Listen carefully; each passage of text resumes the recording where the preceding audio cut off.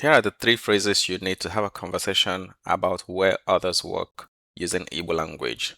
Number one, dim naru dash naru. Dim naru dash. My husband works dash. Dim naru ebe a. My husband works here. Dim naru na Abuja. My husband works at Abuja. Dim naru n'ụlọ akụ. My husband works in a bank. 2. Di gị ọ na-arụ dash. Does your husband work dash?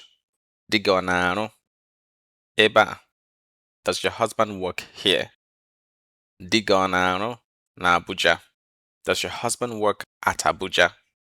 Di gị ọ na-arụ n'ụlọ akụ. Does your husband work at a bank? And our final phrase is ebe ka di gị na-arụ.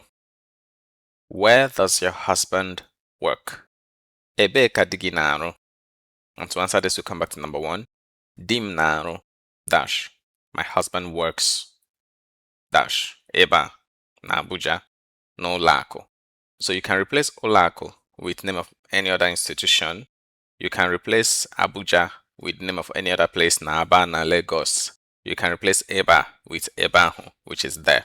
And again, you can replace dim, this is the person we're talking of, with any other person, right? So we can talk about my child. That would be nwam narụ dash.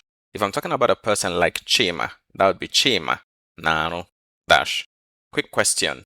If someone said to you, di gị ọ na-arụ ebe a? Does your husband work here? How would you say, no, my husband doesn't work here?